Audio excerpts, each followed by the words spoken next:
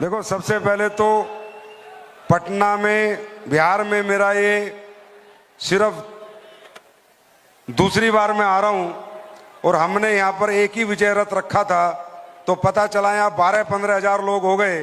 तो यहां आज भी फंक्शन है और कल भी फंक्शन है। तो ये तो आप बिहार वालों की ताकत है।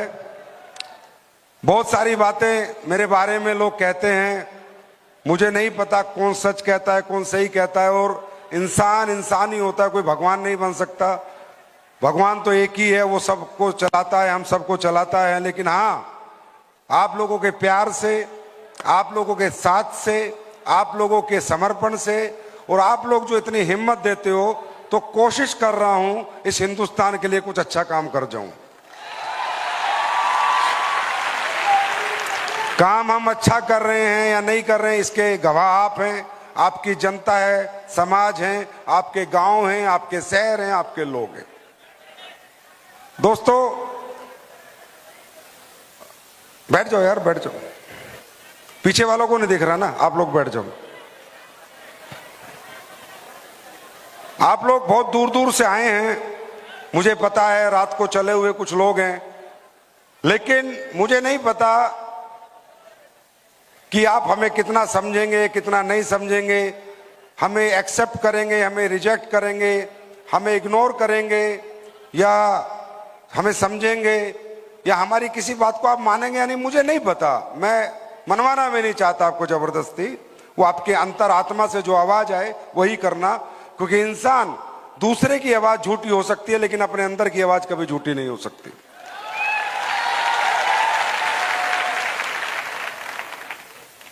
ये बिहार में दूसरी बार है, मुझे लग रहा है तीसरी बार आ गया तो कहीं ये गांधी मैदान फुल ना हो जाए। हिंदुस्तान के कोने कोने में ये विजय रथ जा रहा है। मेरठ से शुरू हुआ था, बिहार पटना पहुंचा है, यहां से रांची जाएगा, वहां से गोरखपुर जाएगा। और मैं जहां भी जा रहा हूं, मुझे कभी दिल्ली बैठ के एहसास नहीं था कि लोग इतना प्यार करते हैं, इतना सम्मान देते हैं, इतनी इज्जत देते हैं कि शो तो छोड़ो, रोडें जाम हो रही हैं, शहर का शहर जाम हो रहा है। और दुनिया में अभी 2 ही कॉन्सर्ट चल रहे हैं, या विजय रथ चल रहा है या दलजीत चल रहा है। आपके बीच में आके मालूम चलता है कि हम कितना सही काम कर रहे हैं और हमें कितनी और मेहनत करनी चाहिए। ऐसे नहीं कि हमने कर ली, और कितनी करनी चाहिए, और कितना हमें काम करना चाहिए, और कितने अच्छे प्रोडक्ट बनाने चाहिए, और सोशल अपने समाज के लिए हमें क्या क्या नई नई चीजें करनी चाहिए। ये आप लोग जब इतना प्यार देते हो, सम्मान देते हो, इस तरह मतलब सोच के परे कि इतने लोग आते कहां से हैं। आज हिंदुस्तान की, पूरी हिंदुस्तान की डायरेक्ट सेलिंग इंडस्ट्री रिसर्च पे लगी हुई है कि AWL के पास इतने लोग कैसे हैं।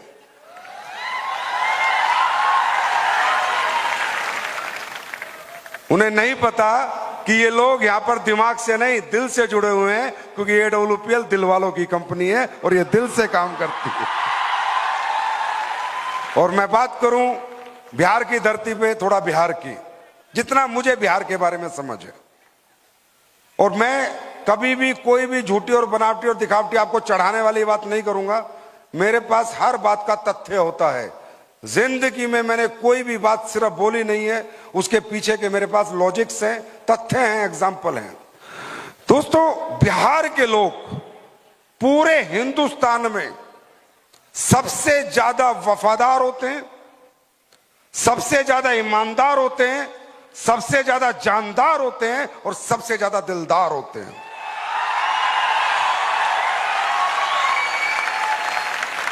ये कोई मैं आपको चढ़ाने के लिए बात नहीं कर रहा, ये हिंदुस्तान जब से बना है इसका गवाह है।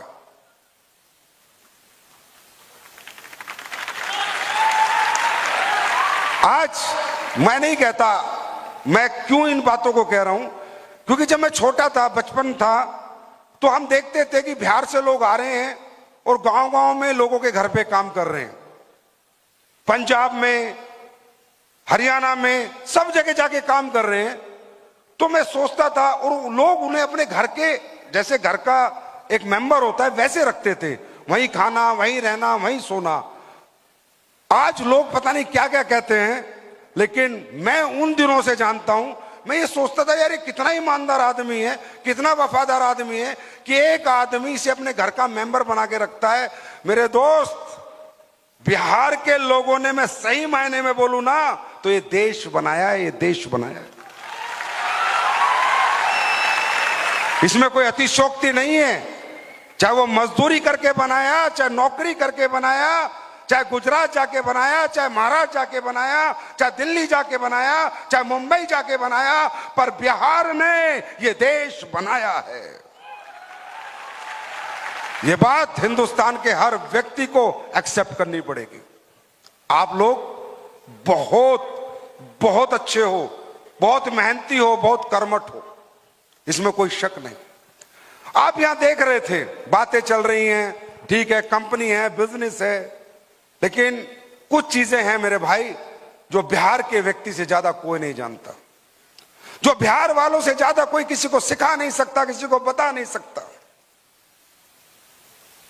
आज हमारे यहां पर लोग ये आयुर्वेदिक प्रोडक्ट घर घर जाकर समझाकर, या न्यूट्रा सप्लीमेंट, या खेती के प्रोडक्ट, या घर के यूज के प्रोडक्ट जाकर लोगों को बेचकर पैसे कमा रहे हैं। लोग आके यहां बता रहे हैं, मैंने गाड़ी ली, मैंने बंगला लिया, मैंने ये किया, मैंने वो किया, मैंने 3 करोड़ कमाए, मैंने 4 करोड़ कमाए।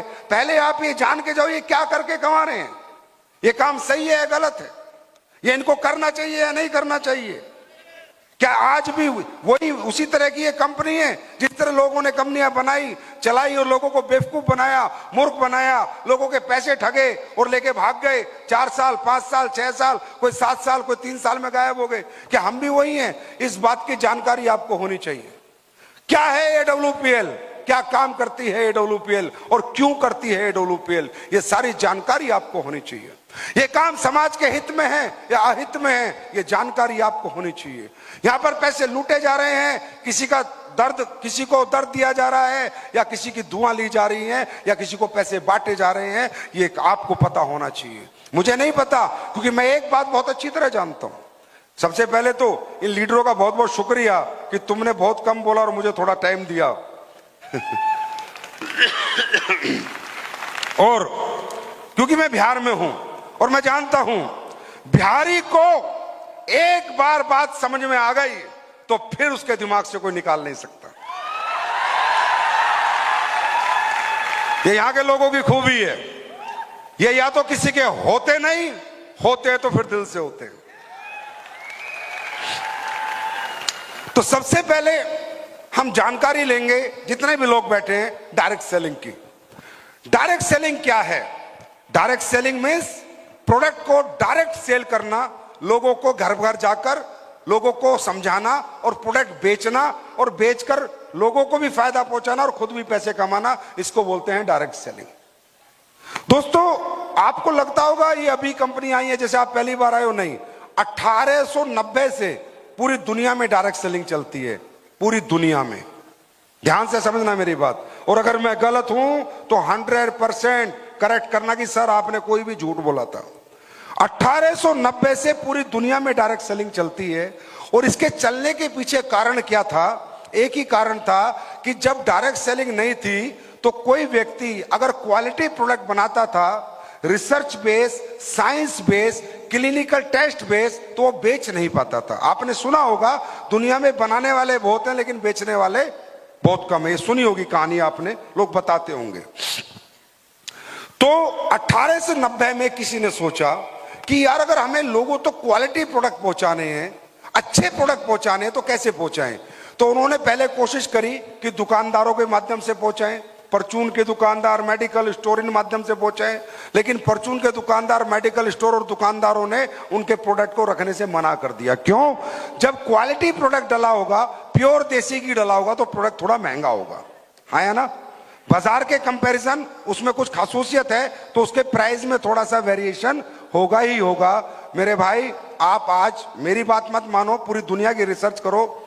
आज लुई विटोन एक कंपनी है जो पर्स बनाती है, बेल्ट बनाती है, उसको अपना क्वालिटी प्रोडक्ट बेचने के लिए अपने खुद के शोरूम खोलने पड़े। दूसरा कोई उसका नहीं बेचता, क्योंकि उसकी एक बेल्ट ही 50,000 रुपए में आती है, 1 लाख रुपए में आती है। अब आप ये बताओ, जो आपका बिहार में दुकानदार ये खोले बैठे हैं दुकान, क्या 1 लाख रुपए की बेल्ट बेचेंगे? आप बताओ, क्या बेचेंगे? नहीं बेचेंगे ना। तो या तो उसको अपना शोरूम खोलना पड़ेगा या उसको डायरेक्ट सेलिंग में प्रोडक्ट देना पड़ेगा, कोई रास्ता नहीं है। आज आप देखते हो रोलेक्स घड़ी है 15 लाख, 20 लाख, 25 लाख, 30 लाख, 40 लाख, 50 लाख, 1 करोड़ की आती है। लेकिन आपको एक बात और बताता हूं, जो वो रोलेक्स घड़ी 1 करोड़ की आती है, अगर आप खरीद लेते हो और 10 साल बाद बेचते हो उस घड़ी को, तो वो 1.5 करोड़ की बिकती है। क्वालिटी प्रोडक्ट है। लेकिन क्या एक आम दुकानदार रोलेक्स घड़ी रख लेगा बेचने के लिए? वो क्या कहेगा, अरे भैया दुनिया 2-2 हजार में बेच रही है, मैं तेरी 2 लाख में कैसे बेचूं? दुनिया के प्रोडक्ट 400-400 में बिक रहे हैं, तू कहता है 800 में बेच, मैं नहीं बेचूंगा। हम कहते हैं मार्जिन ले ले, बोला नहीं चाहिए। हम कहते हैं प्रोडक्ट क्वालिटी है, बोला नहीं चाहिए। हम कहते हैं हमारा डेंटोडोक बेच ले, हमारा डेंटोडोक बेच ले, कहता है भाई साहब आपके जैसे पेस्ट तो 40 रुपए में 50 रुपए में बिक रहे हैं और उसमें 15 रुपए मुझे मिल रहे हैं, तो मैं तो आपका डेंटोडोक नहीं बेचूंगा। तो ये परेशानी, ये तकलीफ, ये एक प्रॉब्लम थी। और दुनिया में अपॉर्चुनिटी का मतलब क्या है? प्रॉब्लम का सॉल्यूशन ही अपॉर्चुनिटी है। समाज में हो रही कोई तकलीफ का निवारण अगर कोई व्यक्ति करता है तो वो एक अपॉर्चुनिटी है। तो ये एक तकलीफ थी कि अच्छे प्रोडक्ट बनाने हैं तो या तो खुद का शोरूम खोलो, नहीं तो बिकेगा नहीं। तब 1890 में किसी ने सोचा कि हम एक ऐसी इंडस्ट्री को जन्म देते हैं, एक ऐसे तरीके को जन्म देते हैं कि लोग लोगों के घर घर जाएंगे, लोगों को प्रोडक्ट समझाएंगे, महंगा क्यों है ये भी बताएंगे, इसमें क्या डला है ये भी बताएंगे, इसके पीछे की साइंस क्या है बताएंगे, रिसर्च क्या है बताएंगे, स्टडी क्या है बताएंगे, और लोगों को बेच के आएंगे और खुद भी पैसे कमाएंगे और सामने वालों को भी पैसे कमाने का मौका दे के आएंगे। बात समझ में आई? बात समझ में आ रही है? क्वालिटी प्रोडक्ट, रिजल्ट बेस, अच्छे प्राइस में अच्छी क्वालिटी लोगों के घरों तक जाए, इसलिए डायरेक्ट सेलिंग बनी थी। और कंपनी का नाम भी बता देता हूं, एवोन कंपनी थी, आज भी है, जो स्किन का प्रोडक्ट बेचती है, स्किन के दुनिया के बेहतर प्रोडक्ट बनाती है, आज भी है। ये डायरेक्ट सेलिंग ऐसी नहीं है जैसी आप लोगों ने देखी है आपके गांव में, आपके वहां आते हैं लोग और बकवास करते हैं, ये कर दो वो कर दो, वो वाली डायरेक्ट सेलिंग नहीं है। वो ओरिजिनल, वो झोलर है, झोलर। वो झोलर लोग हैं जो आपको सपने की आड़ में कोई प्रोडक्ट चिपका के जाते हैं, आपको बेवकूफ बना के जाते हैं सपना बेचने की आड़ में।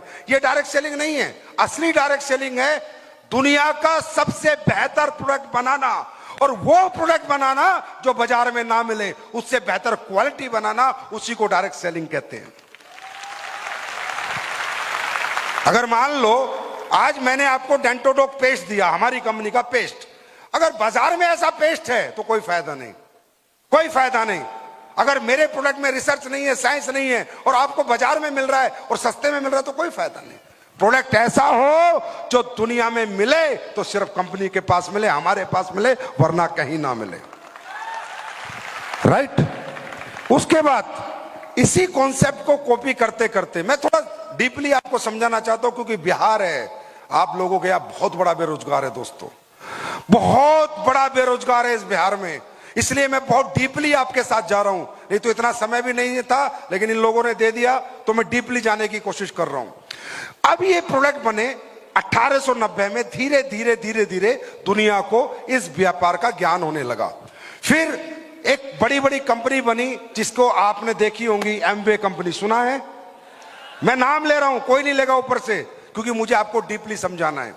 एमवे कंपनी बनी, ओरिफ्लेम कंपनी बनी, बाहर और दुनिया भर की बड़ी बड़ी कंपनियां बनी और उन्होंने बड़े अच्छे अच्छे प्रोडक्ट बनाए, कोई डाउट नहीं, कोई डाउट नहीं, बहुत अच्छे अच्छे क्वालिटी प्रोडक्ट बनाए और पूरी दुनिया को उन्होंने बताया कि क्वालिटी प्रोडक्ट भी बेचे जा सकते हैं डायरेक्ट सेलिंग के मॉडल के साथ, डायरेक्ट सेलिंग के मॉडल के साथ। अगर आज आप पूरी दुनिया से ये पूछो कि पूरी दुनिया को न्यूट्रास्यूटिकल्स खिलाना, न्यूट्रिशन सप्लीमेंट के बारे में अवेयरनेस किसने दी, जानकारी किसने दी, तो कंपनी है एमवे कंपनी है, कोई डाउट नहीं है इसमें। अगर एमवे कंपनी इस दुनिया में नहीं आती तो दुनिया को न्यूट्रा सप्लीमेंट्स क्या होता है पता नहीं चलता। राइट। स्किन के अच्छे प्रोडक्ट बना के किसने दिए? ओरिफ्लेम कंपनी, मैरी के बहुत सारी कंपनियां हैं विदेशों की, आप देखोगे तो टॉप से टॉप प्रोडक्ट बना के स्किन के उन्होंने दिए, राइट। मोटापे पे सबसे बड़ा काम किसने किया? वो भी डायरेक्ट सेलिंग कंपनी ने किया। और आज आयुर्वेद पे सबसे बड़ा काम कौन सी कंपनी कर रही है? वो भी डायरेक्ट सेलिंग कंपनी कर रही है। बात समझ में आई? आज इस बिजनेस में, पहले थोड़ा फॉरेन में रहते हैं, इंडिया में बाद में आएंगे। इस बिजनेस का टर्नओवर वर्ल्ड वाइड क्या है? 16 लाख करोड़ रुपए का। 16 लाख करोड़ रुपए का। आप गूगल खोल सकते हैं, मेरी बात बिल्कुल ना माने। 16 लाख करोड़ का टर्नओवर है। अमेरिका का टर्नओवर 3 लाख करोड़ का है और चाइना का टर्नओवर 3.5 लाख करोड़ का है। ऐसे करते करते कई लाख करोड़, कई 2 लाख, कई 50,000 करके 16 लाख करोड़ का टर्नओवर है। 16 लाख करोड़ का। 16 लाख करोड़ का टर्नओवर के लिए जनता काम कर रही होगी, हाँ या ना? प्रोडक्ट घर घर जाके बिक रहे होंगे, हाँ या ना? जनता ही पैसे कमा रही होगी, हाँ या ना? इतना बड़ा टर्नओवर है। और तुम्हारे भारत का कंट्रीब्यूशन कितना है? मात्र 25,000 करोड़। आबादी चाइना 4 लाख करोड़, हम 25,000 करोड़। आबादी दुनिया में सेकंड नंबर, फिर भी हमारा टर्नओवर क्यों कम है? क्योंकि हमारे यहाँ डायरेक्ट सेलिंग पे लोग भरोसा नहीं करते। हमारे यहाँ डायरेक्ट सेलिंग कंपनियां अगर हम लेके जाते हैं तो लोग डिनाई कर देते हैं, रिजेक्ट कर देते हैं। क्योंकि हमारे यहाँ जब डायरेक्ट सेलिंग 96 में आई, 96 में हमारे यहाँ धंधा शुरू हुआ, तो जब डायरेक्ट सेलिंग के मॉडल का पता चला हिंदुस्तान के लोगों को, तो यहाँ के लोग, आपको पता है कितने बड़े देशभक्त हैं, ये मुझसे ज्यादा कोई नहीं बता सकता। मैं खुद आर्मी में रह के आया हूं। यहाँ के लोग 90% सेल्फिश लोग हैं। यहाँ पर सेल्फिश, सेल्फलेस लोग नहीं है। अपना क्या फायदा है? तो जब ये इंडस्ट्री इंडिया में आई तो लोगों को पता चला, यार ये तो बड़ा बढ़िया काम है, गाड़ी दिखाओ, बंगले दिखाओ और लोगों को बेवकूफ बनाओ प्रोडक्ट की आड़ में। तो लोगों ने क्या किया? ये मॉडल बेचा, सपने बेचे, प्रोडक्ट के नाम पर कचरा बेचा। जो प्रोडक्ट लोगों के यूज का नहीं है, काम का नहीं है, जरूरत का नहीं है, वो बेचा। क्या क्या बेचा? टीवी बेचे, एलईडी बेचे, सोलर सिस्टम बेचे, सूट लेंस, मतलब वो चीजें बेची, और बेची भी 1000 गुना में। 100 रुपए का कपड़ा 8000 रुपए में। बात समझ में आ रही है? 10,000 रुपए में। तो क्या हुआ? हमारे देश की जनता के अंदर एक परसेप्शन आ गया, यार ये बकवास काम है, ये कंपनियों के काम है, ये फालतू के काम है, इनमें लोग आते हैं, ये टाई कोट पैंट वाले आते हैं, बेवकूफ बना के चले जाते हैं, कोई प्रोडक्ट नहीं होता, कोई कुछ नहीं होता। 2 जोड़ो, 4 जोड़ो, 8 जोड़ो, 16 जोड़ो, इतने पैसे आएंगे, ये आएगा, वो आएगा। और देश की जनता ने इस बिजनेस मॉडल को रिजेक्ट कर दिया। बिल्कुल सही बात है, क्योंकि देश की जनता के साथ धोखा हुआ था, इसलिए रिजेक्ट करना बनता था। 2014 में एसलीपीएस ने जन्म लिया और एक इथिकल डायरेक्ट सेलिंग को जन्म दिया। और भी बहुत अच्छी अच्छी कंपनियां हैं जिन्होंने हमारे साथ आज इथिकल डायरेक्ट सेलिंग को जन्म दिया। आज मैं कहता हूं देश का परसेप्शन बदल रहा है, देश डायरेक्ट सेलिंग की तरफ झुक रहा है। अब आप मुझे बताना भाई साहब, प्रोडक्ट तो आपको बाजार से भी लेना है, साबुन नहाने की तो बाजार से भी लेनी है, मसाला तो बाजार से भी लेना है, सरफ तो बाजार से भी लेना है, बीमार हो गए तो दवाई तो बाजार से भी लेनी है, हाँ या ना? दांतों का पेस्ट बाजार से भी लेना है, हाँ या ना? लेना है नहीं लेना? खेती के अंदर यूरिया पेस्टिसाइड तो डालना है, तो बाजार से लेना है, हाँ या ना? ऐसा कौन सा प्रोडक्ट है जिसे आप खुद बना रहे हो और बाजार से नहीं लेना? एक आधा, घर में हजारों प्रोडक्ट हैं, लेकिन वो प्रोडक्ट क्वालिटी होना चाहिए, वो प्रोडक्ट रिजल्ट ओरिएंटेड होना चाहिए, वो प्रोडक्ट पे जो कमिटमेंट किया गया है वो कमिटमेंट पूरा करने वाला होना चाहिए। ये काम करा हम लोगों ने दुनिया को अवेयरनेस दी, दुनिया को समझाया कि डायरेक्ट सेलिंग क्वालिटी प्रोडक्ट बेचने के लिए बनी है, ना कि सपने बेचने के लिए। जब प्रोडक्ट में क्वालिटी होगी, सपने अपने आप पूरे होंगे। राइट? बात समझ में आई? अब ये बनी किन लोगों के लिए थी, ये भी जानने की बहुत आवश्यकता है। ये इंडस्ट्री बनी थी महिलाओं के लिए, पुरुषों के लिए तो बनी नहीं थी। ये इंडस्ट्री बनी थी, जो टाइम एक्स्ट्रा बच जाता है घर में महिलाओं का काम वाम करके दोपहर बाद, उस टाइम को वो महिलाएं जो वेस्ट कर रही थी उसे इन्वेस्ट करें, किसी के घर घर जाके प्रोडक्ट रिकमेंड करें। रियली बता रहा हूं, वुमेन्स के लिए इंडस्ट्री बनी थी, जेंट्स के लिए बनी नहीं। इसलिए नंबर पहले इस इंडस्ट्री में स्किन के प्रोडक्ट आए थे, ना कि न्यूट्रा सप्लीमेंट या आयुर्वेद आया था। अब धीरे धीरे ये इंडस्ट्री का लोगों को रस लगने लगा, चस लगने लगा, मजा आने लगा, जहां 5 साल में बच्चा डिग्री करके आ रहा है, यहां 5 साल में करोड़पति बना के फ्री हो रहा है। जहां 7 साल में बच्चा पढ़ लिख के आ रहा है, यहां 7 साल में पैसे कमाने लग जाता है, जीवन भर के पैसे कमा लेता है। तो धीरे धीरे जब पूरी दुनिया को पता चला, यार ये इंडस्ट्री तो बहुत ही ब्यूटीफुल इंडस्ट्री है, ये तो बहुत खूबसूरत इंडस्ट्री है, इससे जैसी तो कोई इंडस्ट्री नहीं है। क्यों? क्योंकि इस इंडस्ट्री ने क्या किया, मैं आपको बताता हूं। आप सब या कोई रिक्शा वाला या दुनिया में कोई भी आदमी आगे बढ़ना चाहता है, नहीं बढ़ना चाहता? हाँ या ना में जवाब दो। अच्छा घर, गाड़ी, बच्चों की अच्छी एजुकेशन चाहता है, नहीं चाहता? ये क्या, ये डिजायर है। तो क्या ये डिजायर सबकी पूरी होती है? नहीं होती, क्योंकि दुनिया में हर चीज के पैमाने बनाए गए हैं, हर चीज के पैमाने सेट हैं कि अगर तुम्हें पैसे वाला बनना है, अगर तुम्हें अमीर बनना है, मेहनत कितनी करो इससे कोई मतलब नहीं। तो क्या क्या चाहिए अमीर बनने के लिए? सबसे पहले पैसे चाहिए लगाने के लिए, पढ़ाई चाहिए अच्छी नौकरी पाने के लिए, हाँ है ना, अच्छा टैलेंट चाहिए गाने, नाचने या बॉक्सिंग या क्रिकेट के लिए। अगर जिन लोगों के पास ये सब नहीं है, उन लोगों के लिए अमीर बनने का दुनिया में कोई मौका नहीं है। जाने अनजाने में, मैं बता रहा हूं, जाने अनजाने में ये इंडस्ट्री में क्या बन गया? ये इंडस्ट्री कहती है ना हमें आप पर टैलेंट चाहिए, ना हमें आपसे पैसा चाहिए, जो पैसा आप दे रहे हो उसका प्रोडक्ट ले जाओ, वो अपने घर में इस्तेमाल करो, नहीं तो किसी को बेच दो। ना हमें आपसे टैलेंट चाहिए। तो आदमी डरता क्यों है कुछ करने से? कुछ करने से डरता क्यों है? रिस्क, कहीं ऐसा ना हो जमीन बेच के पैसा लगाऊं बर्बाद हो जाए, कहीं ऐसा ना हो बैंक लोन से पैसा लगाऊं बर्बाद हो जाए, डरता ही है ना।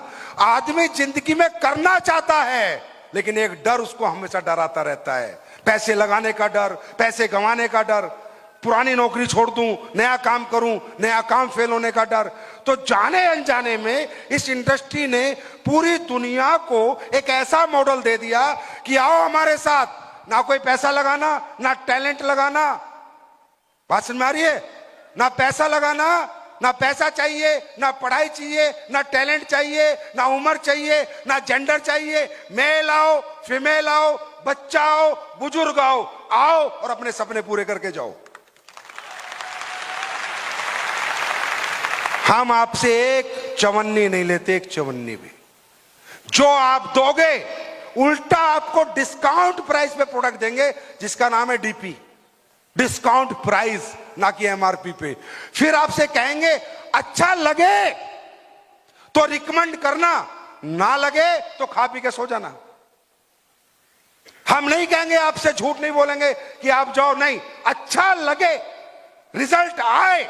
अगर हमारा डेंटोडोक पेस्ट दुनिया में बेस्ट है तो प्रमोट करना। इस कॉन्फिडेंस से हम लोग काम कर रहे हैं। तो दोस्तों अब ये बात ध्यान से सुनो। आज आप लोग, मैं या आप, कोई भी, हमारा middle class, lower middle class, upper middle class जीवन में कुछ करना चाहता है तो क्या कर पाता है? और अच्छा करना कौन नहीं चाहता? कौन नहीं चाहता? रिक्शा वाला नहीं चाहता मेरी रिक्शा छूट जाए मैं ऑटो चला लूं, ऑटो वाला नहीं चाहता मेरा ऑटो छूट जाए मैं कार चला लूं, किराएदार जो किराए के घर में नहीं चाहता रहता वो नहीं चाहता मेरा खुद का घर बन जाए, जो मोटरसाइकिल पे वो नहीं चाहता मेरे घर कार आ जाए, हाँ है ना? वो क्या उसके लिए वो मेहनत नहीं करता? अरे करता है, बहुत मेहनत करता है, हमें दिखती नहीं है। किसान बहुत मेहनत करता है, रिक्शा चलाने वाला बहुत मेहनत करता है, ऑटो चलाने वाला बहुत मेहनत करता है, छोटी छोटी नौकरियां करने वाले 12-12 घंटे बहुत मेहनत करते हैं। आज बॉम्बे दिल्ली में आधे से ज्यादा बिहार पड़ा है, बहुत मेहनत करता है, साल साल पर अपने घर से दूर रहता है, एक एक साल में एक एक महीने की छुट्टी आता है। आप कहते हो मेहनत, मेहनत कर रहे हैं लोग, लेकिन उनके सपने और ख्वाहिशें पूरी नहीं हो रही, क्योंकि मेहनत आपको बड़ा नहीं बनाती। मेहनत किस जगह हो रही है, किस प्लेटफॉर्म पे हो रही है, वो आपको बड़ा बनाता है। आपका गांव में, फिर आप पूरा बिहार गांव में रह लेता, गांव में बड़ा बन लेता, गांव से शहर आना पड़ता है, शहर से फिर बड़े शहर जाना पड़ रहा है, बड़े शहर से फिर बड़े शहर जाना पड़ रहा है। क्या ढूंढ रहा है वो? क्या ढूंढ रहा है? प्लेटफॉर्म। क्या ढूंढ रहा है? भाई साहब बॉम्बे गया 15,000 की नौकरी मिली, दिल्ली गया 12,000 की नौकरी मिली, प्लेटफॉर्म ही तो ढूंढ रहा है, क्योंकि उसके गांव में कोई ऐसा प्लेटफॉर्म नहीं था जो उसको महीना 12,000 दे देता। वो प्लेटफॉर्म उसको दिल्ली, मुंबई, कलकत्ता, बेंगलोर में मिला, इसलिए वहां पर गया।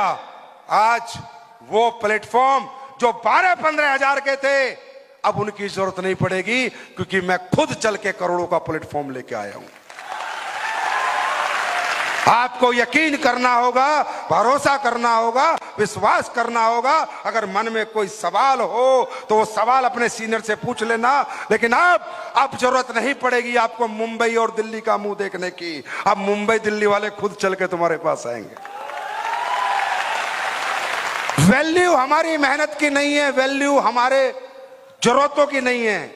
आप एक बात बताओ, आप कहीं नौकरी मांगने जाते हो, आपने बीए करी, बीटेक करी, एमटेक करी, आपके घर पे कर्जा, आपकी बहन की शादी है, किसी को फर्क पड़ता है?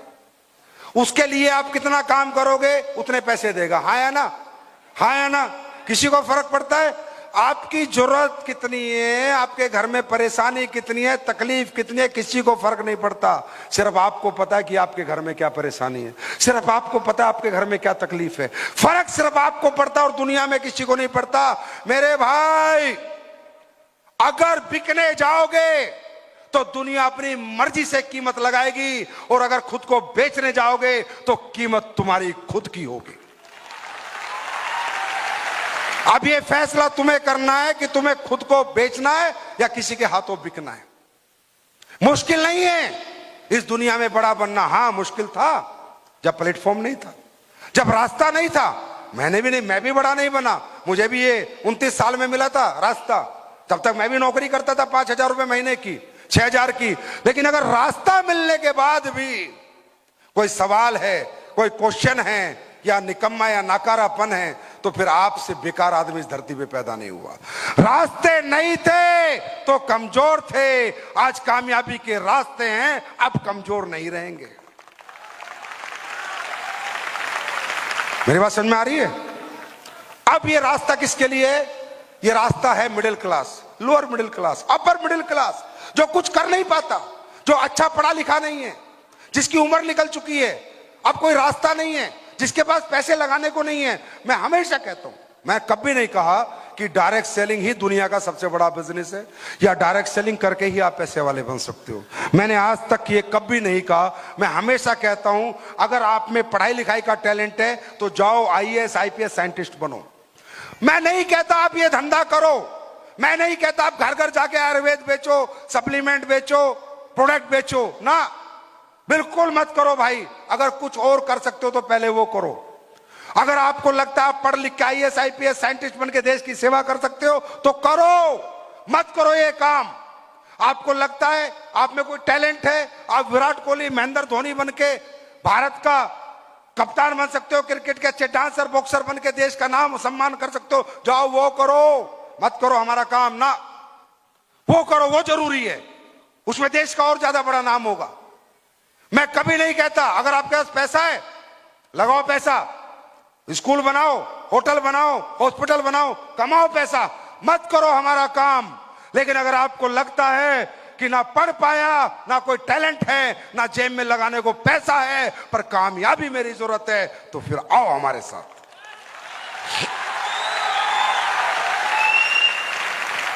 एसलीपीएस वेलनेस कभी भी दिखावटी, बनावटी, झूठी बातें नहीं करती है। हम वही कहेंगे जो सच है। तो ये जो प्लेटफॉर्म है ये मिडिल क्लास के लिए है, जिनके पास पैसे नहीं है, अपर मिडिल क्लास के लिए, लोअर मिडिल क्लास के लिए है, ये गरीबों के लिए है, अमीरों के लिए नहीं। अमीर के लिए हमारा प्रोडक्ट है और गरीब के लिए हमारा बिजनेस है।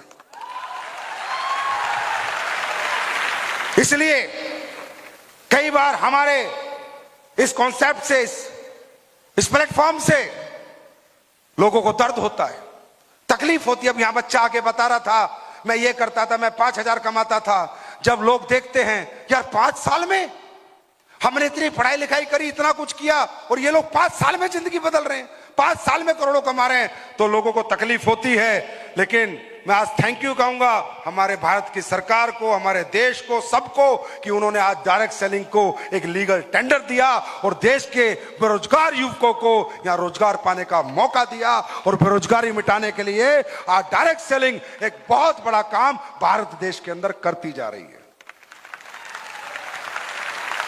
ये मैं जरूर कहूंगा, चाहे मैं हूं चाहे कोई आए, प्रोडक्ट में दम नहीं तो गेट में एंट्री नहीं।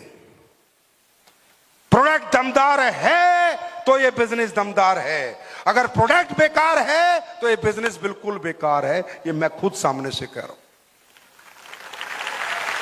मेरी बात समझ में आ रही है? अब आप एक बात बताओ, हम लोग पिछले 11 साल से भाई साहब नए नए नहीं आए हैं। नए आप आए हो सकते हो हमारे प्रोग्राम में, हम नए नहीं आए हैं, हम 11 साल से हैं। यही बात कह रहे हैं 11 साल से। लाखों टेस्टिमोनियल है हमारे पास, लाखों, हजारों नहीं, लाखों। घुटनों के, लीवर के, किडनी के, कैंसर के, टीबी के, बेऔलाद के लाखों हैं, लाखों। पूरा सोशल मीडिया, यूट्यूब, फेसबुक भरा पड़ा है। मेरी बात मत मानो, 11 साल से ये जो देश की जनता हमारे प्रोडक्टों के रिजल्ट ले रही है, उनकी बात तो मानो।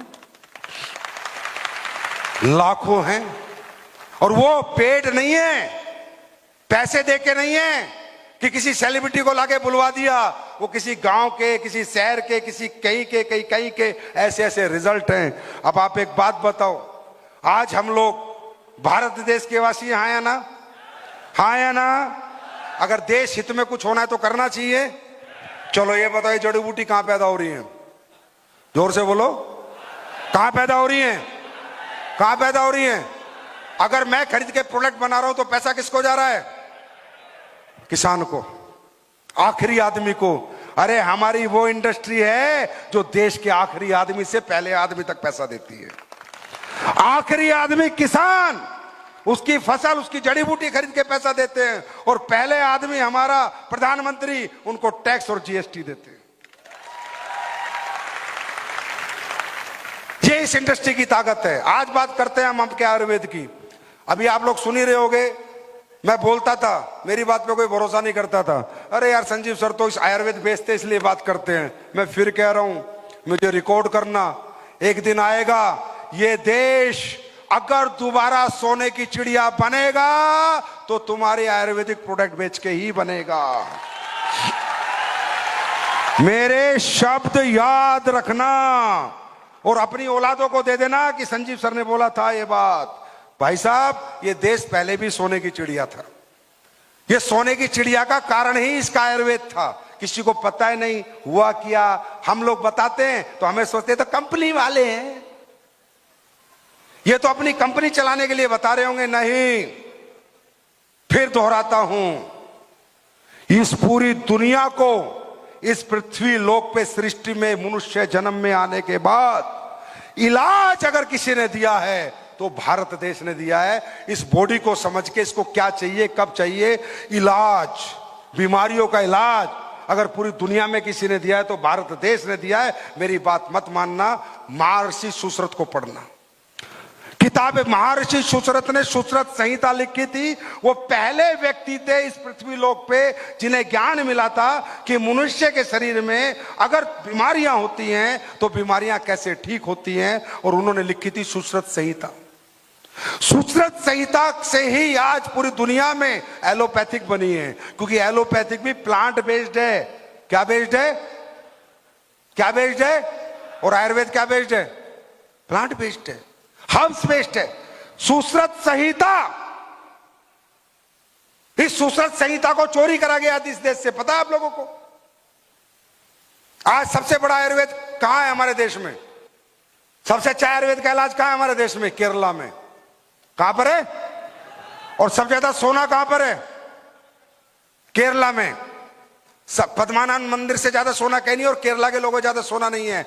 आप लोगों को मालूम नहीं है, जब पुराने समय में अरब कंट्री से हमारा व्यापार होता था, जब अरब कंट्री वाले इस देश में आते थे भाई, उन्हें पता चला कि इस देश में एक पद्धति है जो मनुष्य को जिंदा कर देती है, बीमार को ठीक कर देती है, और वो पद्धति मिलती है कहां पर? केरला में। वो इलाज मिलता है केरला में, समझे? वो यहां पर आए, वो इलाज के लिए गए, भाई साहब जड़ी बूटी ली, सोना दिया, जड़ी बूटी ली, सोना दिया, जड़ी बूटी ली, सोना दिया। अरे तुम कहते हो भारत सोने की चिड़िया, साला कैसे बना सोने की चिड़िया? कौन सी सोने की खान है भारत में? किसी से सोना लूट के लाए हम? किसी देश पे आक्रमण किया हमने? सोना कहां से आया? सोना आया, अरब कंट्री वाले आते थे, तुम्हारा लौंग, काली मिर्च और आयुर्वेद की जड़ी बूटी लेके जाते थे और सोना देके जाते थे। और नहीं तो पढ़ लेना, अगर मेरी बात कहीं भी गलत हो तो पढ़ लेना। राइट, अरब आए, अरब के बाद अंग्रेजों को पता चला कि यार एक ऐसी कंट्री है, एक ऐसी जगह है जहां पर दुनिया में काली मिर्च और लौंग का व्यापार होता था सबसे ज्यादा। सबसे जरूरत की चीजें, कोई यूरोपियन कंट्री सर्दी वाली कंट्री है, वह ठंड में मर जाते थे लोग, ठंड लग के मर जाते थे लोग, लेकिन लौंग और काली मिर्च का काढ़ा पी लिया तो कोई मरेगा नहीं। साहब तुम्हारी लौंग काली मिर्च सोने में बिकी। अरब यहां से लेके गए, यूरोप बेचा, यूरोप से पैसे कमाए। यूरोप वालों को पता चला दुनिया में कोई देश है जिसके अंदर ये होता है। उन्होंने ढूंढने के लिए कोलंबस और वास्को दी गामा निकले। कोलंबस ने अमेरिका ढूंढा। ये अमेरिका जो ढूंढा गया है ना, ये काली मिर्च और लौंग के चक्कर में ढूंढा गया है।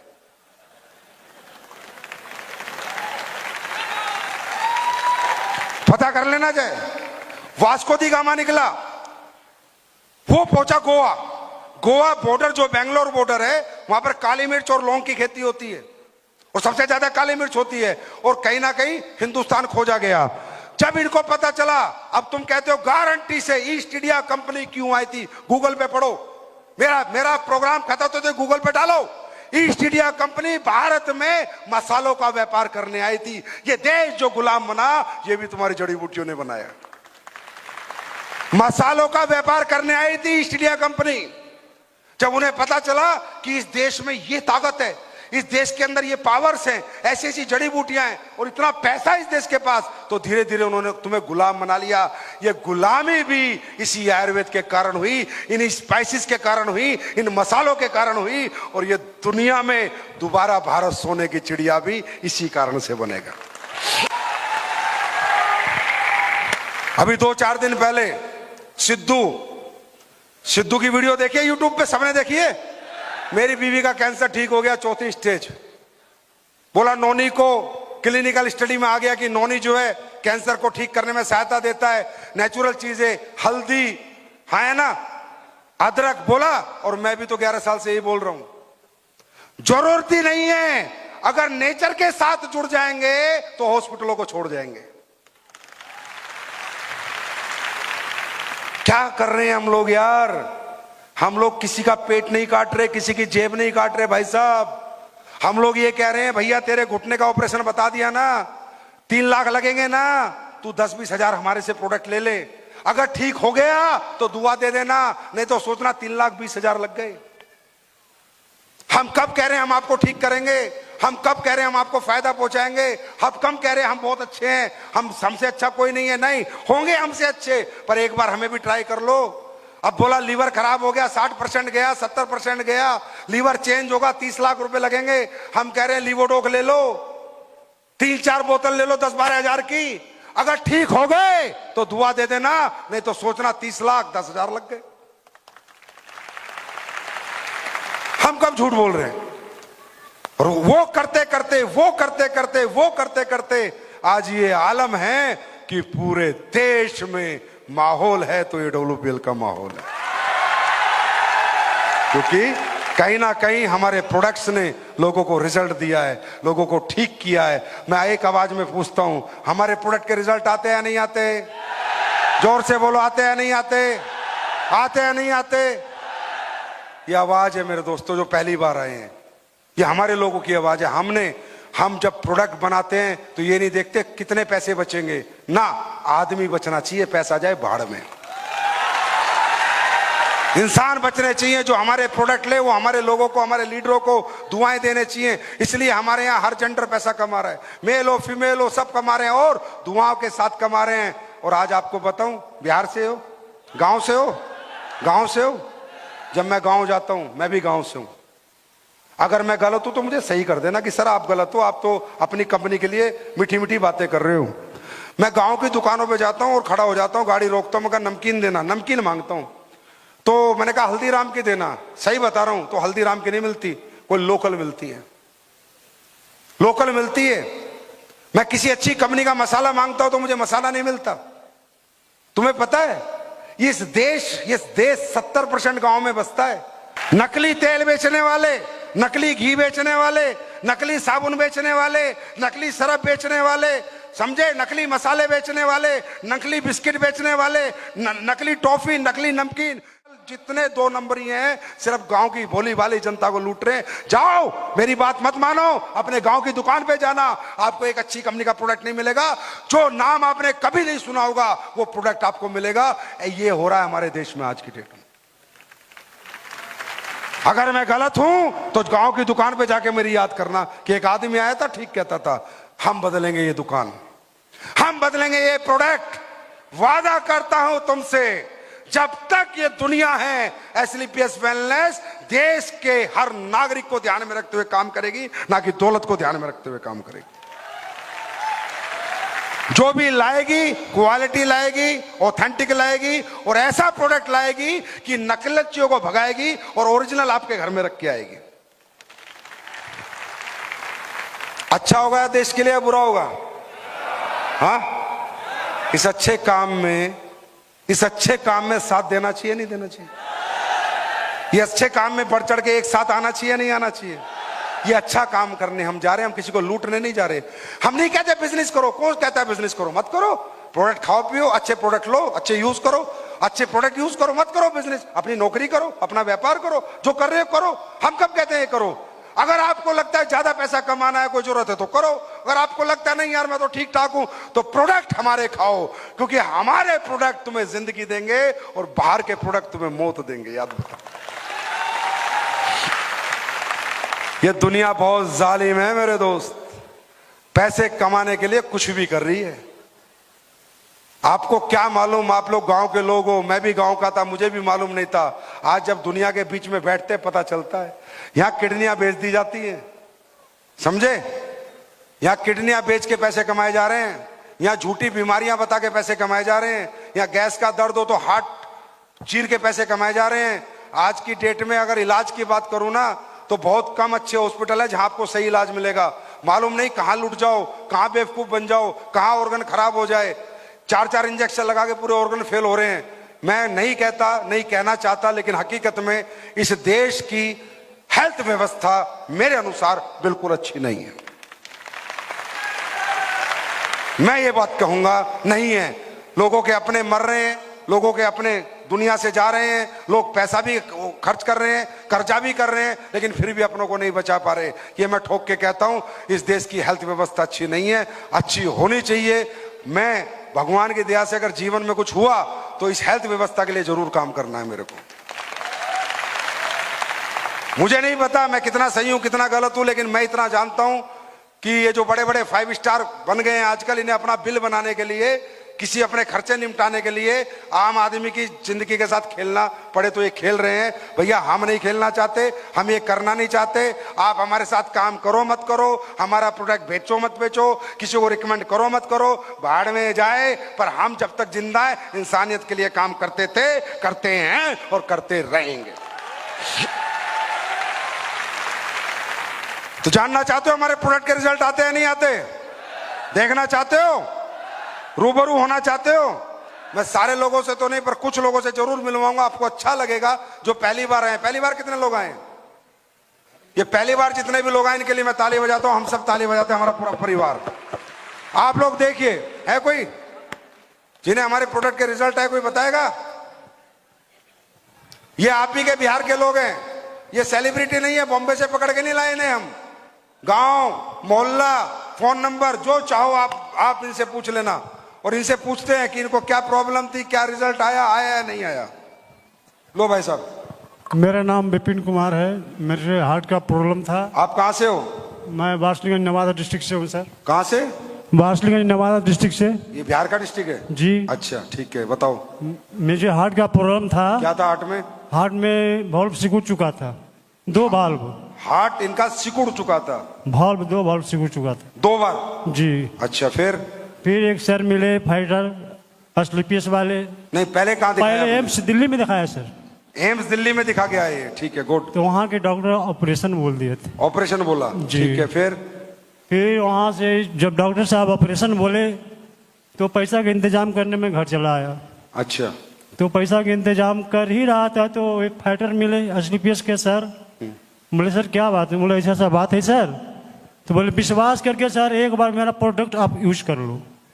तो मैंने उस प्रोडक्ट को यूज किया 1 महीना नहीं 6 महीना सर। 6 महीना। जी। कितना पैसा खर्च हो गया? जी गुरुदेव। कितना पैसा खर्च हो गया 6 महीने में? 6 महीने में ज्यादा नहीं सर, 50,000 रुपया खर्च किया था।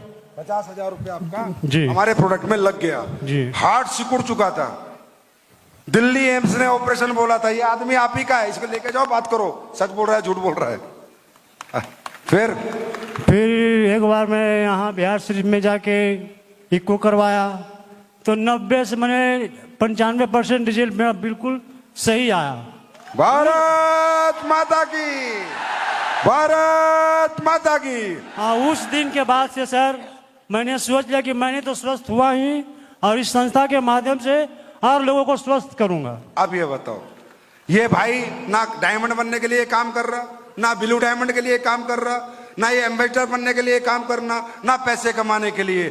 इसका सुखड़ा हुआ हार्ट ठीक हुआ तब इसने कसम खाई कि मैं AWPL में काम करूंगा, पैसे के लिए नहीं, दुनिया को ठीक करने के लिए। यही हमारा मकसद। थैंक यू भाई साहब। आपका नाम क्या है?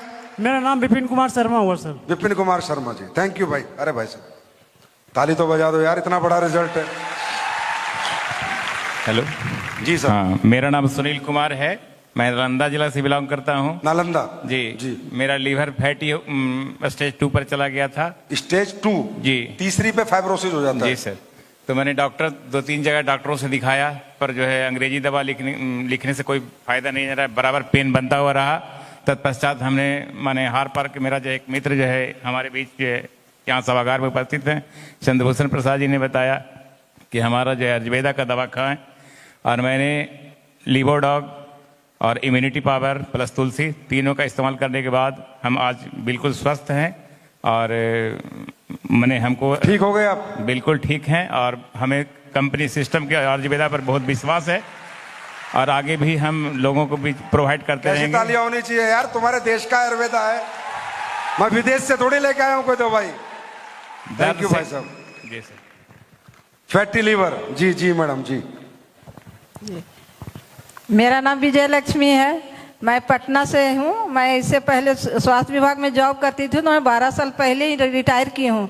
उस टाइम मैं नाइट ड्यूटी करती थी, तो मैं डायलोना ले लेके करती थी, इतनी पैर में दर्द होती थी। क्या लेते थे? डायलोना इंजेक्शन। इंजेक्शन लेके ड्यूटी करते थे? जी, इंजेक्शन ले लेके ड्यूटी करती थी, और फिर दिन में हम कहते कैसे चलेंगे, रात में तो हम इंजेक्शन लेके ड्यूटी कर लिए। तो कुछ कैल्शियम देते थे, इवियन देते थे, वो खिला खिला के डॉक्टर लोग मुझे रखते थे।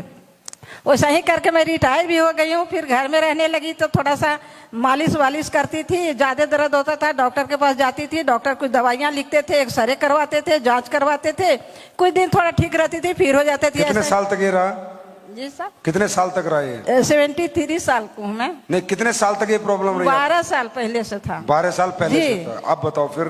जी 12 साल पहले से थी। तो अभी मतलब फिर रिटायर होने के बाद फिर मैं घर में रहने लगी, तो थोड़ा सा फिर जब दर्द होता था डॉक्टर के पास जाते थे, एक्सरे करवाते थे, खून वून जांच करवाते थे कि क्या दिक्कत है, कहते थे घुटना घिस गया है इसीलिए आपको दर्द होता है, इसमें दवाई खाइए ठीक हो जाएगा। लेकिन दवाई से ठीक नहीं हो रही थी।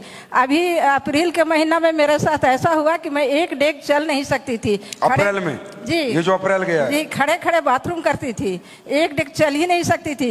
वैसे हालत में सीमा जी हैं, कह रही है मैं खड़े खड़े खड़े बाथरूम में करती थी। एक महिला है, ये हमारी माँ के बराबर है, 73 एज है। क्या प्रॉब्लम थी कि खड़े खड़े वो वॉशरूम जाती थी? हाँ। सोचो। तो इसी में हमारी सीमा मैम इसमें टॉप लेवल पर हैं। उन्होंने एक दिन फ़ोन किया, आंटी आप कहाँ हो? हम घर में हो, क्या हाल चाल है? बहुत बुरा हाल है, मेरे तो उठ बैठ भी नहीं हो रहा है, से डॉक्टर से दिखाए हैं हम, सुबह शाम रोज दर्द की दवा खा रही हूँ, लेकिन उससे कोई फायदा नहीं, पैर में जलन भी हो रही है, क्या करूं? कोई खाना बना के देने वाला नहीं है, किराएदार है, वो रोटियां दे के जाती है, वही खा खा के मैं रह रही हूं। वही सीमा जी आई और अपना आर्थोडॉक, थंडर ब्लास्ट, ओमेगा 3 लेके आई, पंच तुलसी, और अरे जोर से अल्लाह मचना चाहिए भाई। और मुझे दवा दिखाई भी नहीं, किचन में मेरे गई, पानी गर्म करके लाई और मुझे पिला दी एक बच्चे की तरह। हम बोले भी उनके कि आज आप मेरी मम्मी बन गई हैं। तो बोले पैसे कितना हुआ? बोली आंटी पहले ठीक हो लो तब पैसे देना, ठीक नहीं होगा कोई पैसे नहीं देना। कौन है इनके लीडर भाई? इतनी कॉन्फिडेंस, गुड। मैं 3 दिन में मतलब सोती थी नहीं रात में, 3 दिन दवाई खाने के बाद मैं सोने लगी। तब मैंने कहा कि नहीं, दवाई में दम है, मैं इसको खाऊंगी। 10 दिन में मैं घर में चलने लगी। 1 महीना खा के मैं रोड पर चलने लगी और मैं बाथरूम बैठ के फिर जाने लगी। अब ठीक हो आप? अब बिल्कुल ठीक हो सर मैं। चलो आशीर्वाद दो, फिर सिर पे हाथ रखो, आप पड़े हो। Thank you, God bless you. घुटने ठीक है अभी? ऐसे करके दिखाओ। तेरी गॉड ब्लेस यू, बहुत बहुत बधाई हो, जय बोले की जी। अब ये तो सच है। अरे ये मैं तो कंपनी मालिक हूं, मैं तो सब झूठ बोलता हूं। और बताओ, ये तो आप ही की जनता है, ये बनाया है। और ये ताकत मेरे में नहीं है, इस देश की मिट्टी के अंदर ये ताकत है।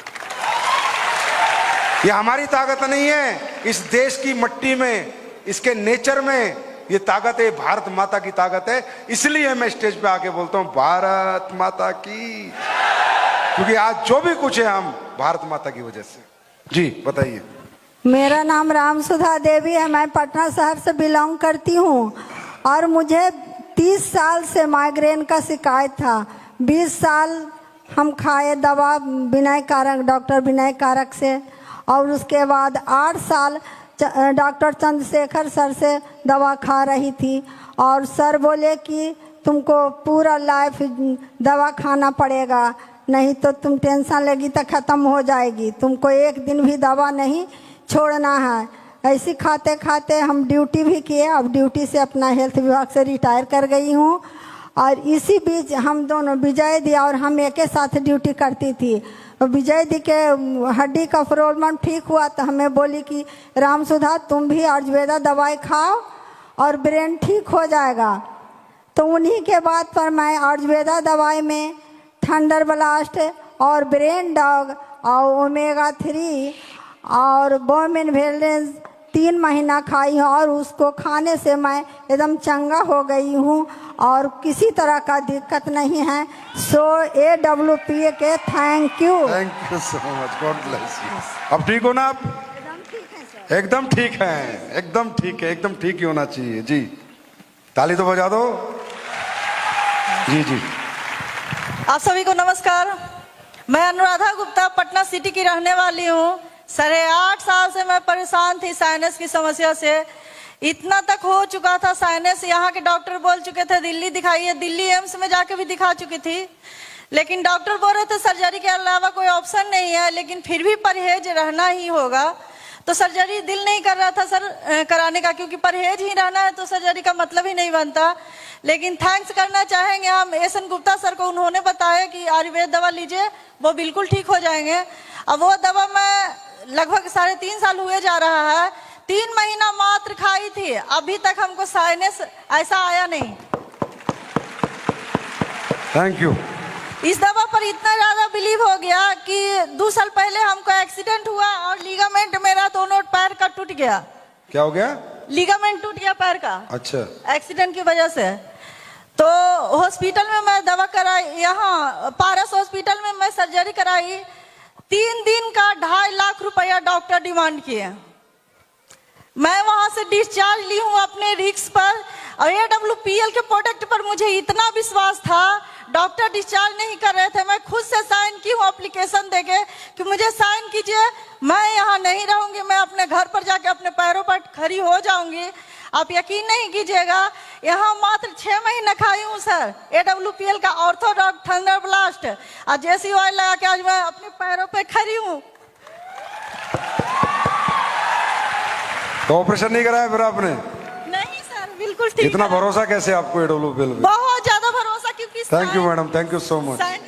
ये सब आप लोगों की ताकत है, आपका प्यार है और भगवान का आशीर्वाद है जी। आप लोगों को मेरा नमस्कार। मैं प्रणाम करना चाहती हूँ गुरुजी, जो आप इतने अच्छे प्रोडक्ट बनाए हैं रामबाण की तरह। मैं 10 साल से यूट्रस प्रॉब्लम से ग्रसित थी। यूट्रस में मेरे गांठ थे, ओवरियन सिस्ट है। मैं स्वास्थ्य विभाग से हूँ, तो मुझे भी पता है कि बिना ऑपरेशन का ये ठीक नहीं हो सकता था, बट मैं ऑपरेशन कराने के लायक नहीं थी क्योंकि मुझे ड्यूटी भी करनी होती थी। तो उसी बीच मुझे डॉक्टर संजीत कुमार से मुलाकात हुई। उन्होंने मुझे सलाह दी है कि ये SLPS का प्रोडक्ट आप यूज करो और एक बार यूज करके देखो। तो मैं गाइनोडॉक, थंडर ब्लास्ट और तुलसी क्लोरोडॉक यूज किया। मात्र 3 महीने में मेरी रिपोर्ट नेगेटिव हो गई, नॉर्मल आ गई। मात्र 3 महीने में मेरे टोटल 15 से 16 हजार रुपए लगे और मैं अभी बिल्कुल आप लोगों के सामने ठीक हूँ। और मैं SLPS का सभी को प्रमोट करना चाहती हूँ, सलाह देना चाहती हूँ महिलाओं को कि आयुर्वेद अपनाएं और अपना स्वास्थ्य सही रखें। Thank you madam, thank you so much. Uterus में गांठ जी नहीं मैडम, ये मत करो। लक्ष्मी नमस्ते, मैं पटना से हूँ, मेरा नाम अलका कुमारी है। मुझे सूखने वाला थायराइड हो गया था सर। सूखने वाला, जो बॉडी सूख जाती है। जी जी, तो वही हो गया था। तो हम लोग बैठे थे आपस में, जो फ्रेंडशिप में बैठते हैं, तो वहाँ बोले सब बात कर रहा था। हम डॉक्टर से दिखाया तो 25 mg का दवा दिए, बोले 3 महीना खाओ मैम। फिर गए दोबारा तो बोला 50 mg। हम बोले सर आप तो बोले कि ठीक हो जाएगा, फिर नहीं हो पाया ठीक। तो हम लोग आपस में गप कर रहे थे, तो वो बोली कि आप ना आयुर्वेद खाइए। तो हम बोले कि बाप रे, अब कौन आयुर्वेद के चक्कर में पड़ेगा। फिर हम लोग आपस में बात किए, तो हम बोले कि ठीक है एक बार विश्वास करते हैं। तो खाए मैं सर, बहुत अच्छा रिजल्ट आया और 6 महीना के अंदर में हम एकदम सही है। मेरा वेट एकदम सही हो गया, जो इस उम्र में होना चाहिए उतना weight. Thank you sir. Thank you sir. Thyroid मतलब थायराइड या तो फुलाता है या सुखाता है। इनको सूखने वाला हो गया था, अभी ठीक हो ना आप? God bless you. सभी को मेरा नमस्कार। और एक्चुअली गुरुजी क्या हुआ, 3 दिसंबर 2020 को मेरी एक्सीडेंट हो गई थी। उसमें मेरा ये हाथ और ये पूरा हड्डी टूटा हुआ था और एक्सीडेंट की वजह से कुछ गायनिकल प्रॉब्लम भी आई थी। यही डॉक्टर विनय कारक भी मैं भी दिखाई तो ऑपरेशन बोला। तो ऑपरेशन की वजह से मुझे थोड़ी डर लगती थी, जिसकी वजह से मैंने ऑपरेशन नहीं करवाया। तो मुझे ये प्रोडक्ट मिला और मैं इसका ऑर्थोडॉक, थंडर ब्लास्ट, गायनोडॉक, ओमेगा 3 और तुलसी मैंने लिया। रिजल्ट बहुत अच्छा आया। और आज मेरा हाथ जो ऑपरेशन था, उसमें मेरी बेबी मात्र 2 साल की थी, तो ऑपरेशन कराने में भी थोड़ा मुश्किल था।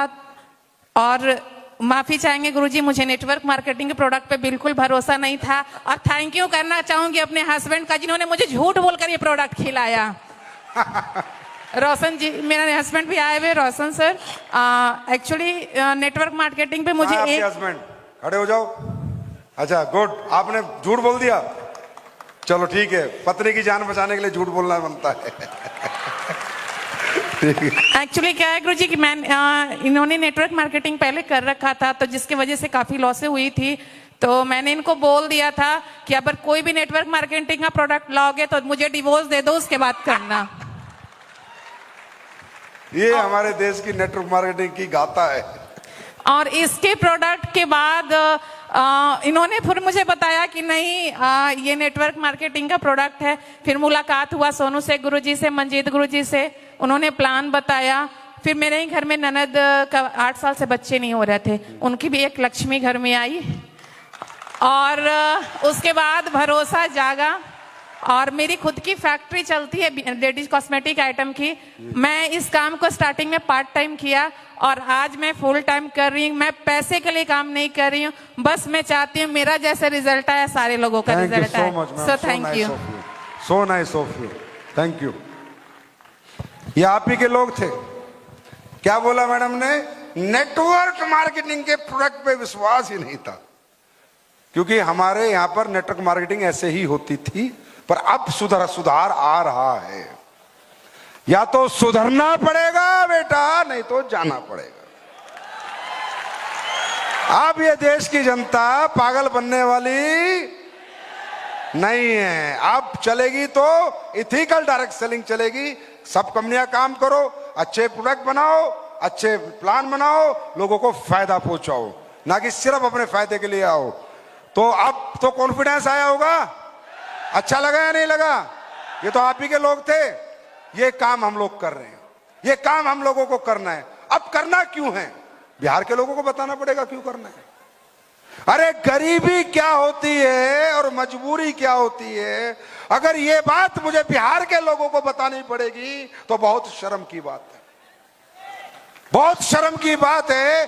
क्योंकि बिहार के लोगों ने गरीबी निकाली है पंजाब तक, जम्मू कश्मीर तक जाके, बेंगलोर, मुंबई, दिल्ली जाके, मजबूरियों में अपने घर से 1-1 साल दूर रहे हैं। और जब आपने देखा होगा लॉकडाउन चल रहा था और जब ट्रेनें थी तो वहां सबसे ज्यादा भीड़ बिहार की थी। मैं नहीं बताऊंगा आपको काम क्यों करना है, आपकी गरीबी और आपके पिता और माता की वो दुखी आंखें बताएंगी कि आपको काम क्यों करना है। करने के लिए तैयार हैं? तैयार हैं?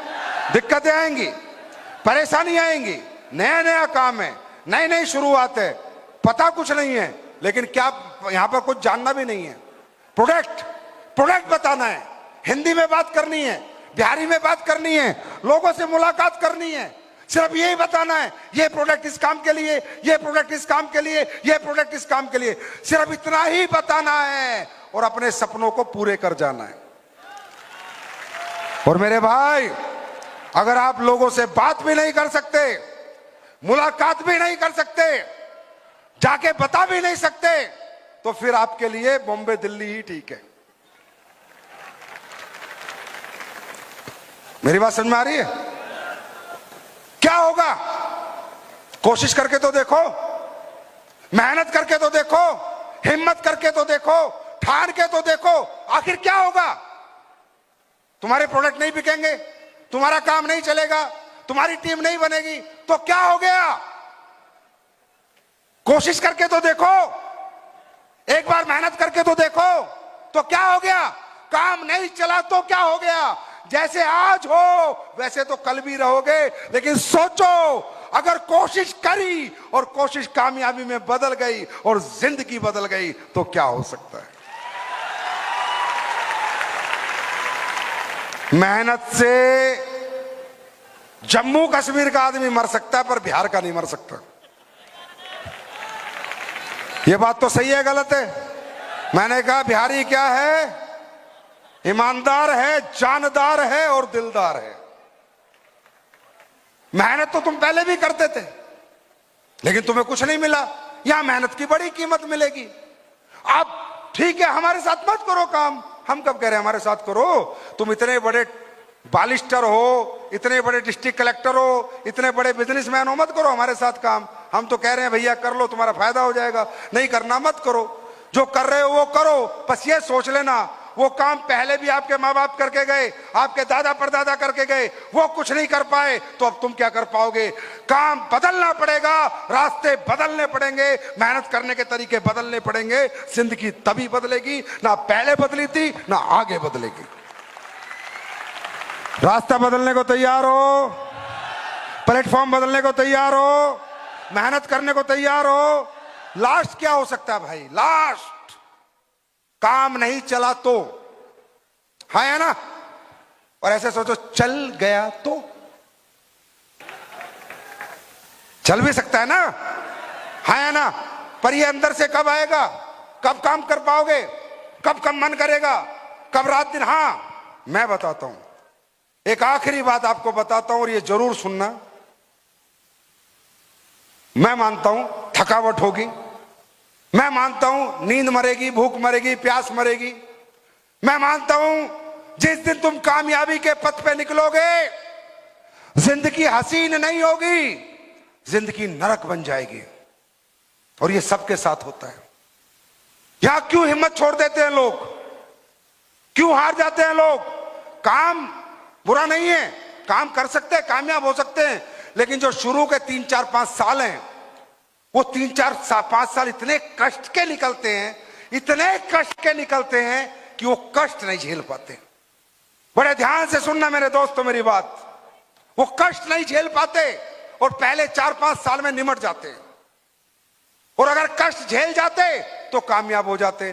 भाई ये सृष्टि का नियम है, ये प्रकृति का नियम है कि जब जब आप कुछ बड़ा करने को निकलोगे, कुछ कामयाबी के लिए निकलोगे, कुछ बड़ा जिंदगी बदलने के लिए निकलोगे, तो बड़ी मुसीबतें आएंगी, बड़े दुख आएंगे, बड़ी तकलीफें आएंगी और आपको बड़ी कुर्बानी देनी पड़ेगी। क्यों? जब जब आदमी जिंदगी में अपना बेस बनाता है, नींव डालता है, तो सबसे ज्यादा कष्ट बेस बनाने में और नींव डालने में होता है।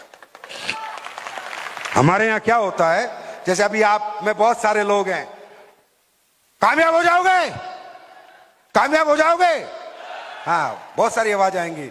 और ये सब की किसी की 2 महीने में फूस हो जाएगा, कोई यहां से जाके 15 दिन में फूस हो जाएगा, और कोई 6 महीने में फूस हो जाएगा, पिचकारी सी फूट जाएगी, सारे ख्वाब रखे रह जाएंगे। मालूम है क्यों?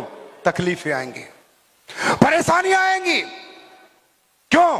क्योंकि सृष्टि ने यह बताया है, प्रकृति ने यह बताया है कि हे बंदे, जब तू कामयाबी की नींव डालेगा तो नींव का गिराफ ऊपर होता है नीचे होता है? नींव ऐसे डलती है, ऐसे डलती है कि हे बंदे, जब तू तेरी जिंदगी की नींव डालेगा तो तेरी जिंदगी का गिराफ ऊपर नहीं जाएगा, नीचे जाएगा। और एक बात बताओ, जब हम घर की नींव डालते हैं सबसे ज्यादा टाइम किस में लगता है? नींव डालने में या बिल्डिंग बनने में? नींव डालने में। सबसे ज्यादा पैसा किस में लगता है? नींव डालने में। सबसे ज्यादा सरिया किस में लगती है? नींव डालने में। सीमेंट किस में लगता है? नींव डालने में। इस दुनिया में कोई भी व्यक्ति जब कामयाबी की तरफ दौड़ा है, कामयाबी के पथ पे निकला है, और जब कामयाबी के लिए उसे उस कामयाब प्लेटफॉर्म में अपना बेस बनाना पड़ता है, अपनी नींव डालनी पड़ती है, नींव डालने के दौरान ही वो व्यक्ति निमट जाता है। और नींव कहती है कि जब तू मुझे डालेगा मैं तेरी जिंदगी नरक बनाऊंगी ना कि स्वर्ग बनाऊंगी, तेरी जिंदगी का ग्राफ ऐसे जाएगा ना कि ऐसे जाएगा। अगर एक व्यक्ति नींव डालते डालते खुद को संभाल जाए तो बिल्डिंग बनने में कभी समय नहीं लगता। बात समझ में आ रही है? आप देखो कितने लोग हैं, हाथ खड़ा करना भाई साहब, कितने लोग हैं जो अभी तक हमारा काम नहीं करते, पहली बार शुरू करेंगे, वो हाथ खड़ा करें, पहली बार शुरू करेंगे। हाँ जी। अब ये देखो, ये जो लोग हैं, आप लोग पहले 8 घंटे सोते थे, हाँ या ना? अब नहीं मिलेगा। पहले किसी को समझाना नहीं पड़ता था, अब समझाना पड़ेगा। पहले कहीं आना जाना नहीं पड़ता था, अब आना जाना पड़ेगा। पहले टाइम से टीवी, टाइम से बीवी, अब ना बीवी ना टीवी, है ना? पहले कोई पैसा खर्च करना नहीं पड़ता था, कोई प्रोग्राम में नहीं जाना पड़ता था, कोई सेमिनार में नहीं जाना पड़ता था, कोई ट्रेनिंग में नहीं जानी पड़ती थी, अब जाना पड़ेगा। तो पहली जिंदगी आपको बेहतर लगेगी, इसलिए 15-20 दिन बाद आपका विकेट गिर जाएगा। और अगर आज आप ये समझ गए कि ये 2-4 साल की बात है, एक बार नींव डल गई तो पूरी जिंदगी बिल्डिंग बढ़ती जाएगी, बढ़ती जाएगी, बढ़ती जाएगी। तैयार हैं?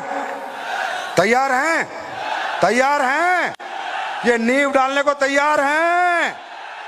कष्ट होगा, नींद भूख प्यास जाएगी। और मेरी बात सुनो, एक बात बताता हूं लाइफ की, किसी एक को जलना पड़ेगा। अगर सबको अपने घर में ठंडक में सुलाना है, माँ बाप को, बीवी बच्चों को खुशियां देनी है, किसी एक को बीड़ा उठाना पड़ेगा, किसी एक को अपनी जिंदगी नरक बनानी पड़ेगी अगर अपनों की स्वर्ग बनाना चाहता है तो। ये मैं आपको प्रैक्टिकल बता रहा हूं। आज मेरी बात करूं, मुझे आज तक चैन की नींद नहीं मिली भाई। पैसा मैंने कमाया, चैन की नींद नहीं मिली, मैं कभी झूठ नहीं बोलता। चैन से मेरी जिंदगी नहीं कट रही है, ना मुझे कोई टाइम नहीं है, काम काम और काम। लेकिन हाँ, जो मेरे अपने हैं वो सब जिंदगी जी रहे हैं। एक को तो जलना पड़ेगा अगर सबको ठंडक में रखना है तो। अगर आप वो बेटा, वो पुत्र, वो पति बनने को, वो बाप बनने को तैयार हो तो मेरे साथ हाथ मिलाना, वरना ये काम नहीं है बच्चों का, तेल निकल जाता है छोचों का। अगर हिम्मत है, मर्द समझते हो ये मर्दों का काम है भाई, हिजड़े यहां काम नहीं कर पाते। सीधी सीधी बात है भाई, सीधी सीधी। क्योंकि यहां नींद, भूख, प्यास, धूप, सर्दी, बारिश, सब तरह के दुख झेलने पड़ते हैं, सब तरह के कष्ट झेलने पड़ते हैं। फिर कुछ दिनों बाद सबकी जिंदगी बदलती दिखती है। ये कष्ट झेलने में हम मर जाते हैं, थक जाते हैं। यहां वही कष्ट झेलता है जो अपनी माँ बाप से प्यार करता है और अपने परिवार से प्यार करता है। तैयार हो? झेलने के लिए तैयार हो? तेल निकल जाएगा। तैयार हो? दम लगेगा, दम, मेहनत लगेगी, पसीना लगेगा, पसीना। फ्री में कुछ नहीं मिलता, पसीना लगेगा। लेकिन हाँ, कुछ साल उसके बाद पिता आएगा, और सिर पे हाथ रख के बोलेगा, शेर पैदा किया है मैंने। पत्नी आएगी और गले लगा के बोलेगी, धन्य भाग हैं जो आप जैसा पति मिला। बच्चे आएंगे और बोलेंगे, पापा यू आर माई आइडल। वो दिन आएगा जिंदगी में, लेकिन इसके लिए तेल निकल जाएगा, पसीना, नींद, भूख प्यास सब जाएगी। अगर ये कुर्बानी देने को तैयार हो तो ही कदम बढ़ाना, वरना जाओ चुपचाप चले जाना। तैयार हैं? तैयार हैं? तपना, निखरना है तो तपना, तपना, तपना, और जो तपता है वही चमकता है। कहते हैं ना, गहरी अंधेरी रात हो जाए तो सोचो सुबह बहुत खिलखिलाती हुई, चमकती हुई होने वाली है ना? हर अंधेरे के बाद ही सुबह आती है। तो ये लगेगा आपको, थक जाओगे, हार जाओगे, नेगेटिव हो जाओगे, परेशान हो जाओगे, मन करेगा छोड़ यार, फालतू का काम है, बेकार काम है, कंपनी का काम है, दिल करेगा आपका, कोई आपका रिश्तेदार आएगा, कोई आएगा, छोड़ दे। सिर्फ वो एक परीक्षा होगी आपकी, क्योंकि भगवान दुनिया में सबको करोड़पति बनाना नहीं चाहता। अगर भगवान ने दुनिया में सब कामयाब कर दिए, सब अमीर बना दिए, तो मजदूरी कौन करेगा? ड्राइवरिंग कौन करेगा? धोबी कौन बनेगा? जमादार कौन बनेगा? वेटर कौन बनेगा? सिक्योरिटी गार्ड कौन बनेगा? हाँ, सब लोग कामयाब नहीं हो सकते। परीक्षा शुरू हो जाएगी। जैसे ही यहां से निकलोगे ना, हो सकता है अभी चोट लग जाए, अभी पैर फिसल जाए। अभी परीक्षा लेगा भगवान, और इतनी परीक्षा लेगा जब तक वो आपको तोड़ नहीं देता। या तो वो आपको तोड़ देगा, आपको दोबारा वहीं ले जाएगा जहां से आए हो, और अगर आप अपनी जिद और जुनून से जीत गए तो वहां पहुंचा देगा जहां आप पहुंचना चाहते हो। परीक्षा क्यों लेगा? क्योंकि अगर परमात्मा को तुम्हें अमीर बनाना होता तो किसी अमीर के घर में जन्म दे देता, बात ही खत्म। ये इतना प्लानिंग शलानिंग की जरूरत क्या थी? किसी अमीर के घर में जन्म दे देता, बात ही खत्म। हमें अमीर नहीं बनाना था परमात्मा को। अगर बनाना होता तो धीरूभाई टाटा, बिरला, अदानी के घर हम भी जन्म ले सकते थे। नहीं बनाना था हमें अमीर, हमें बनाना था गरीब, middle class, lower middle class. बना दिया। हमसे करानी थी नौकरी, दुकान, टीचर, बना दिया। अब हम कहते नहीं, हम बनेंगे अमीर। नीचे जाके बागी हो रहा है। मैं देखता हूं कैसे बनेगा अमीर। और जब आप अमीर बनने के रास्ते पे निकलोगे, कामयाबी के रास्ते पे निकलोगे, परमात्मा गिराता रहेगा, गिराता रहेगा आपके साथ। कभी आपकी बीवी नेगेटिव, कभी माँ बाप नेगेटिव, कभी आप खुद नेगेटिव हो जाओगे, कभी अप्लायंस से झगड़ा, कभी डाउनलाइन से झगड़ा, कभी एक्सीडेंट हो जाएगा, बीमार हो जाएंगे। पर परमात्मा पूरी ताकत लगा देगा आपको रोकने के लिए। बस समझ लेना, ये जो उसकी ताकत है उसे कामयाब नहीं होने देना। फिर वो आप बार बार उठोगे, बार बार उठोगे, और जब वो आप में देख लेगा यार ये लड़का या तो करेगा या मरेगा, तो भगवान मारता है नहीं, करवा देता है। और इसका अगर आप एग्जाम्पल ही जानना चाहते हो तो इतना समझ लो, अमीर आदमी के बच्चों को कभी स्ट्रगल नहीं करनी पड़ी, अभिषेक बच्चन को कभी स्ट्रगल नहीं करनी पड़ी, नवाजुद्दीन सिद्दीकी को जाके स्ट्रगल करनी पड़ी है। अमीर के बच्चों को कभी स्ट्रगल नहीं करनी पड़ती, गरीब के बच्चे ही स्ट्रगल करते हैं। अमीर का बच्चा अभिषेक बच्चन था, फिल्में मिली ना मिली लेकिन मजे ले रहा था, फिल्में मिलती रही। नवाजुद्दीन सिद्दीकी 40-30 साल पढ़ा रहा, उसे फिल्में नहीं मिली, क्यों? गरीब का बच्चा था। मेरे दोस्त, गरीब के बच्चे हो, स्ट्रगल तो करनी पड़ेगी। तैयार हैं? दुनिया जीतने के लिए तैयार हैं? बिहार वालों, दम बच रहा है या नहीं बच रहा? अरे बच रहा है नहीं बच रहा? तो जाओ बताओ अपने अपने गांव में और शहरों में कि नहीं करेंगे मजदूरी, नहीं बनेंगे किसी के साले के नौकर, बनेंगे मालिक। Thank you so much, God bless you, wish you all the best. और उदयपुर टूर के लिए आपको बहुत बहुत शुभकामनाएं, और विजय रथ के लिए आपको बहुत बहुत शुभकामनाएं। तहे दिल से आपका आभार, धन्यवाद, thank you so much, God bless you, thank you भाई।